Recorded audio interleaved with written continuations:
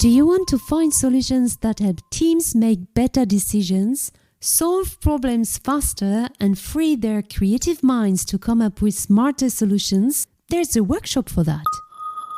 Bonjour, I'm Nati Ravez, and I'm delighted to welcome to this show facilitators and experts who share their knowledge and experience of everything you need to know in the world of facilitation, giving you tips and tools for leading groups, sparking collaboration, and driving innovation. Thank you for tuning in, and let's go! Hello everyone, and welcome to another episode today with someone very special. We didn't manage to record our episode last year as I announced, but he's here today, and I'm very happy to welcome Matthias Lenssen on the show. Hi Matthias. Hello Nati, thank you for having me. Thank you for coming in. I was so excited as I saw your work at the Facilitators Connect retreat that I thought, I need to have this guy on the show. So first, how was your transitioning to 2024? You're back from holiday? Yes, we had a little celebration with our community. So I'm living in a small community project, and so it was a little party, very nice. Nice. Nothing special, but very nice. Yeah, and I did some taping. Nice, yeah, because Matthias, you're not a typical facilitator. And as I said, I saw your work, the environment that you created at the Facilitators Connect retreat. You are, of course, a workshop facilitator. I might seen somewhere that you've teach design thinking, so you are really deep in the subject. But you are the creator of Facilitate. I would know you the facilitator, if I may. Sure. And you are combining visual facilitation with tape art. So before you tell me what is tape art and what is it all about, I would love to hear a little bit of your background, how you came into facilitation and into what you are doing today. Sure. So I started running workshops, I guess, 15 years ago. Workshops about design thinking, creativity, business model innovation, and so on. Mm-hmm. And I do not have a training as a facilitator. Mm-hmm. So it's all learning by doing and all experience. And tape art is a form of art I also just know for about maybe 5 years. So I use tape much longer than I know about tape art as a real thing. And mm-hmm. It started in the 90s, I guess, in the USA. And there are a few tape art collectives, people who do that very professionally. So they do real art. They decorate whole houses and interiors with very cool things. So this is tape art. I'm not a tape artist. Maybe I have the white belt in tape art. Mm-hmm. And I'm on my way to become a yellow belt tape artist. Maybe, but my sweet spot is that I use tape in workshops, and it's all started pretty much as a coincidence. We had boring cardboard plates as boards mm-hmm. for a workshop, mm-hmm. and someone, I don't know if it was me, had the idea to put a colorful stripe of tape around it, mm-hmm. and it looked very good, and we liked it, and so it became at this day it became a big love for me to work with tape, and since then nearly no workshop of mine was without tape. So it started very easy, and now it's unthinkable for me to run a workshop without tape. Yeah, it's always nice when you start something really by coincidence, and then you say, "Oh, this is good, and this is something I want to do now." So it means, did you have any capabilities in drawing and visual facilitation, because you are using this tape as a visual facilitation way of preparing a room? I drew a lot as a child, Okay. and in school. So I have a hand for drawing, but not very special or not very good. But I liked it, and I'm also in my first agency, which I founded with a colleague, a study colleague. I became a designer for graphics for our clients. So I do not have a studied design or anything. I studied communication science. It was a very boring and dry thing. I became some sort of a designer. Mm-hmm. Yeah, so there's a connection to the visual thing. I'm a visual guy. I like visuals, and so it was pretty easy for me to develop this further. Yeah. So just for the listeners who would absolutely not know what it is about, I will just try to explain what I felt as I came in this place of the retreat of Facilitators Connect. It was in October in the Netherlands, and we came to this place with beautiful rooms, of course, but I think at the beginning there were nothing on the wall, and directly as I came in these rooms, there were a lot of tape art on the walls. Sometimes it was a big picture, and you cannot tell me this is not art, of the speakers, the three faces of the speakers on one wall. So it was in the room where the speakers would hold their workshops.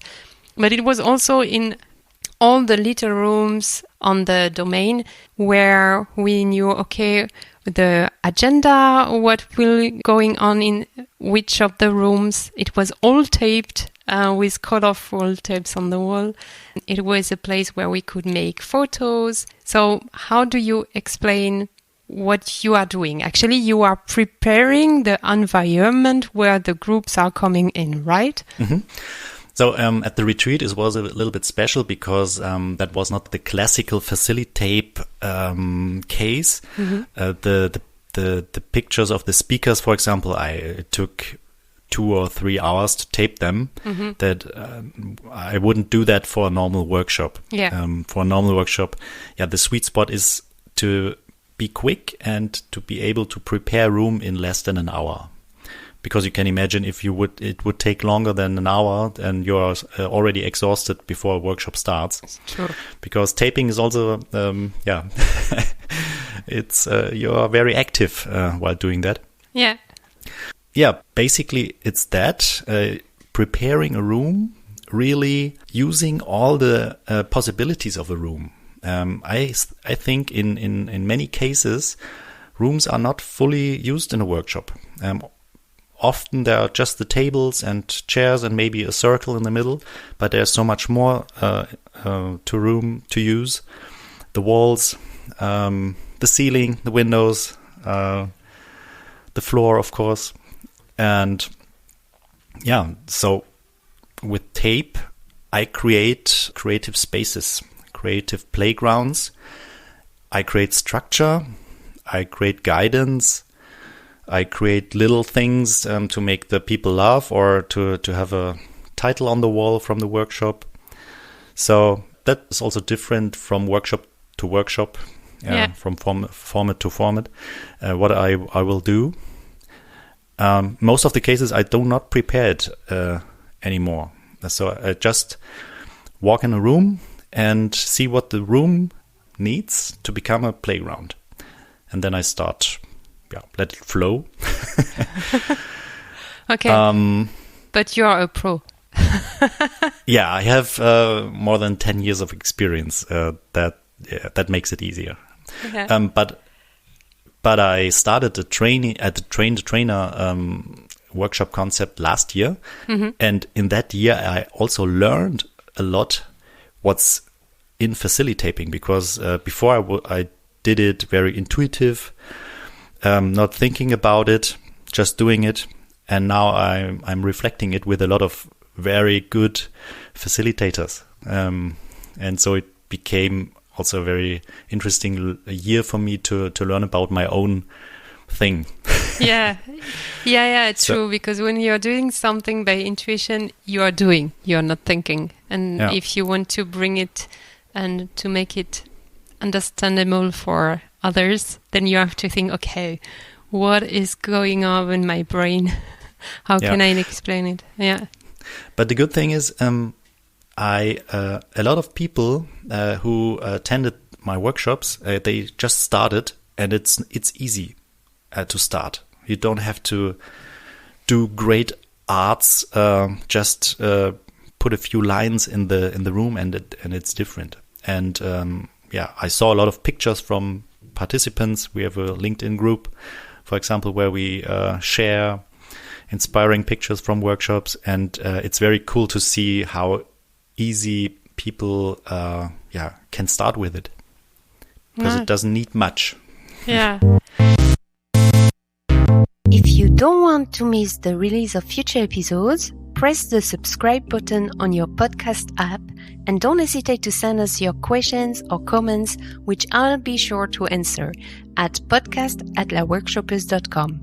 I also invite you to sign up for our newsletter called La Workshoppers Gazette to receive valuable resources on facilitation, upcoming events, podcast guests, and services offered by La Workshoppers team.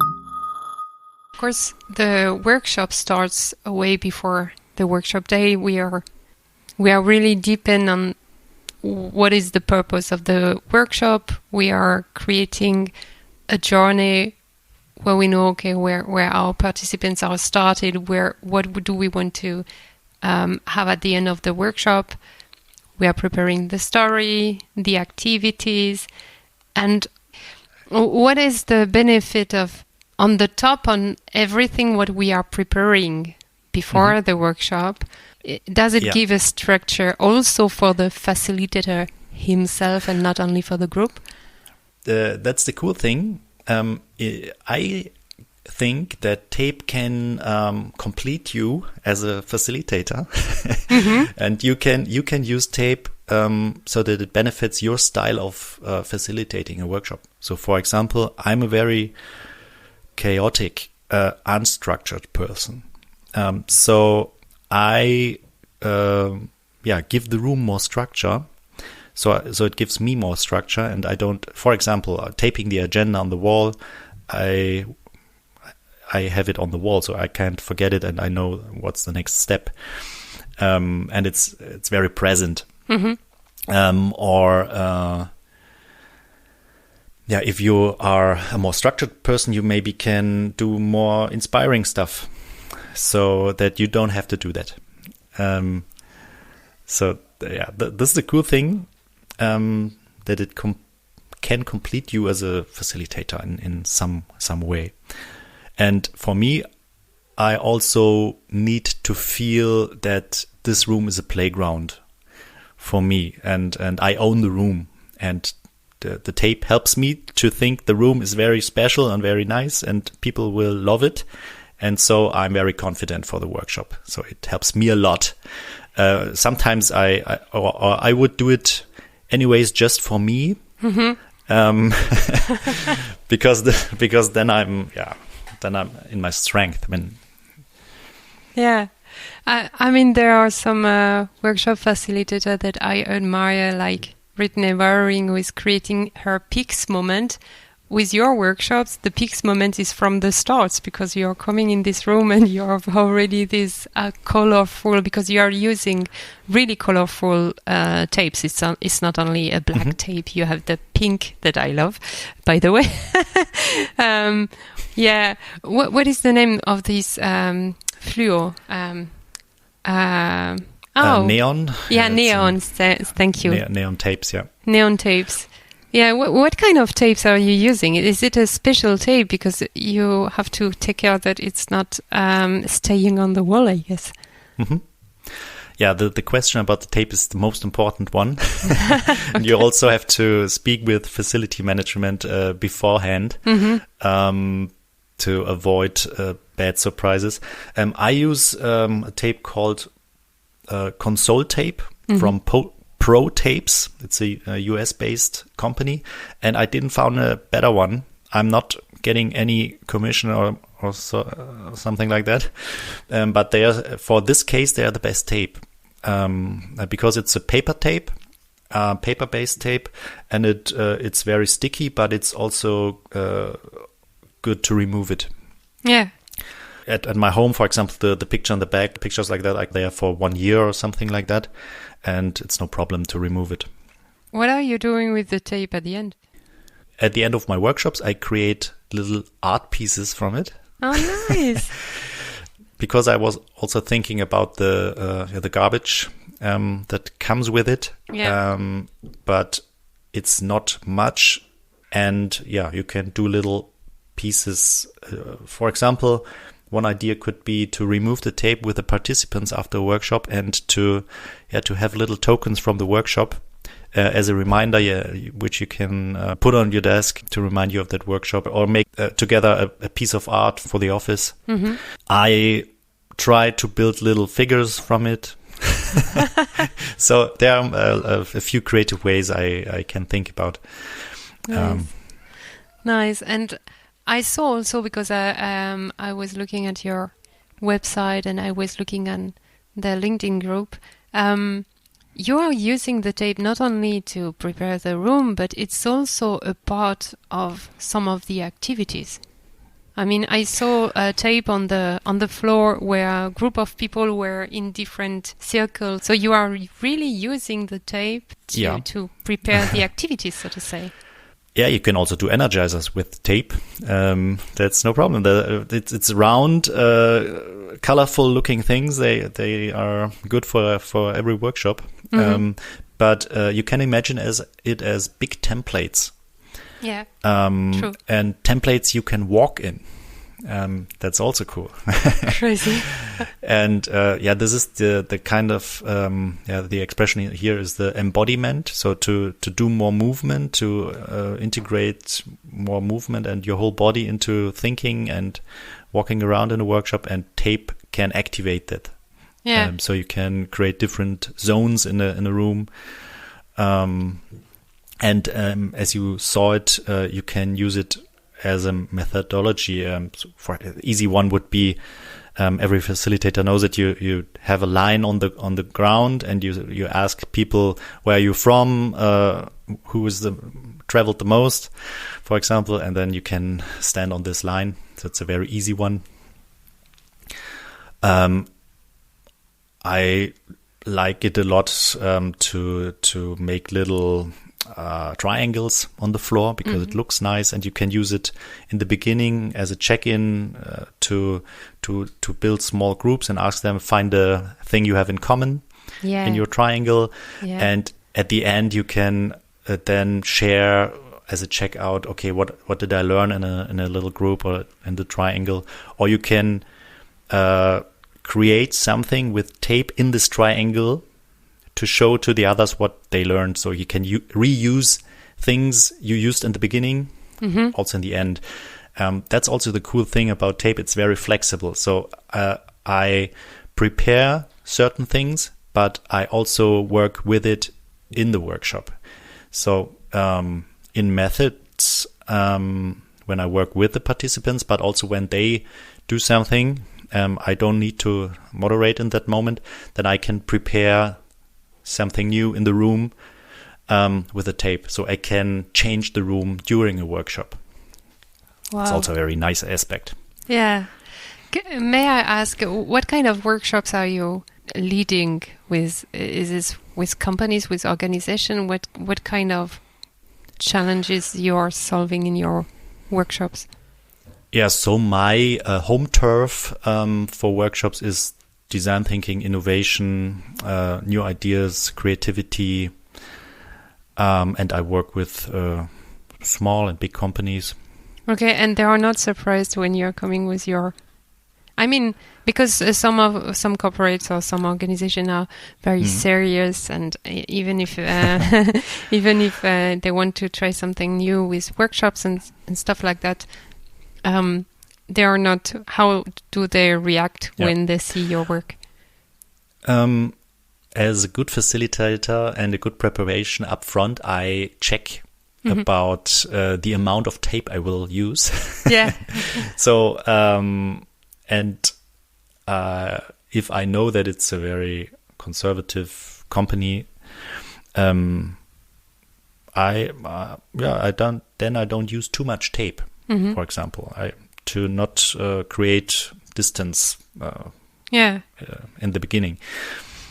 But I never got really bad feedback. So also the old white guys tend to like it. And I had a few workshops this year where we taped a lot, and it was not only workshops where other facilitators learned it, but also teams that came up with a vision. For example, they used then the tape, and everyone was activated and contributed to the workshop. Yeah, nice. So you are now a little bit also focusing on to share this knowledge with other facilitators.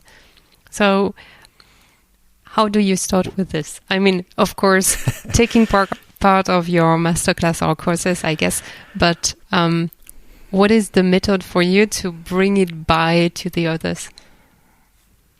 My workshop concept is the first part is just use tape, do some little exercises about letters, writing, because words on the wall are the first thing you can easily do.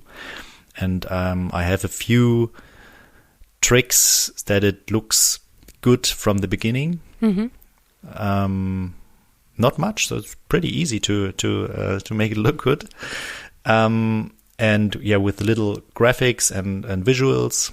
That's the first part of the workshop, and then I show a lot of things from the last 10 years of facilitating. And then the second part of the workshop is very open for everything the participants want to do. So somebody wants to just do more tape arty stuff, and someone has a workshop in mind, and we can come up with a first little tape concept for that workshop.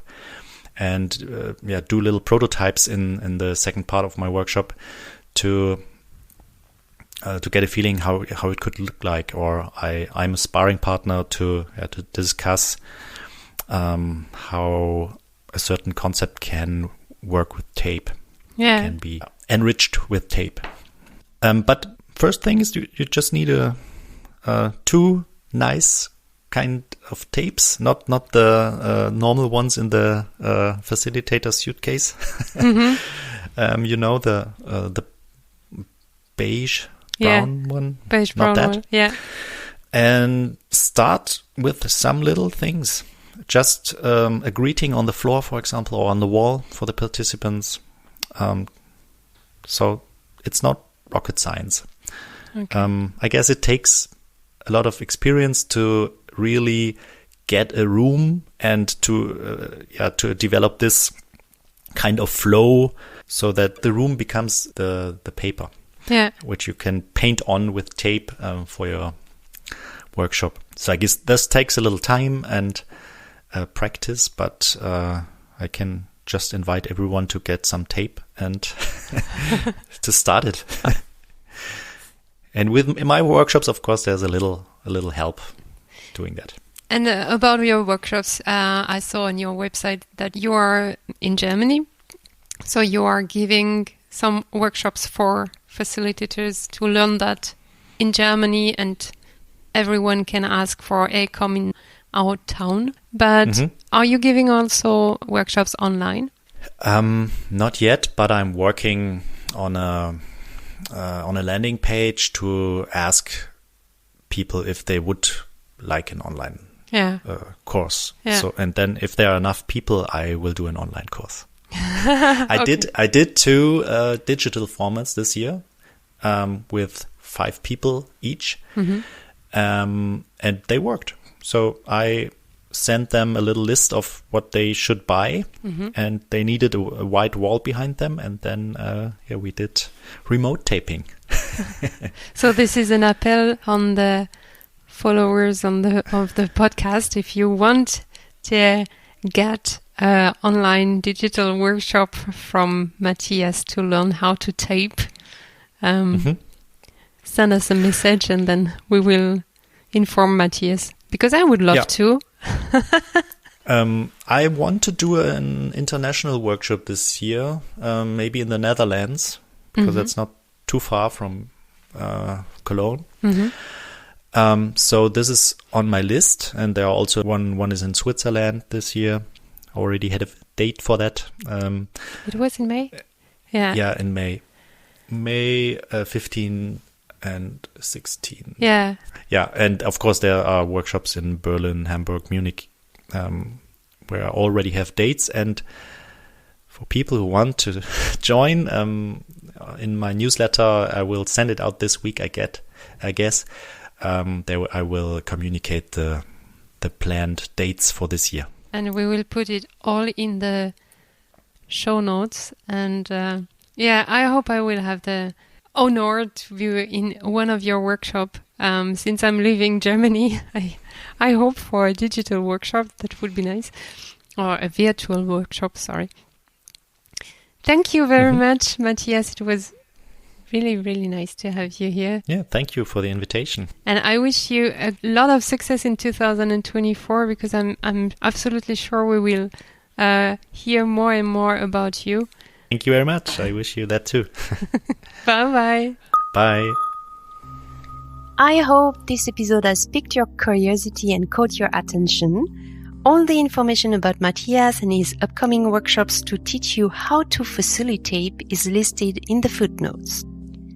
And now I'm very excited to announce that next week we'll be releasing the first spin-off episode, Rendezvous with La Workshopers team. It will feature my 2 collaborators, Audrey Touvenin, whom you already heard from in the previous episode, and Appa, who is an high-skilled workshop experience designer and also part of the behind-the-scene of this show.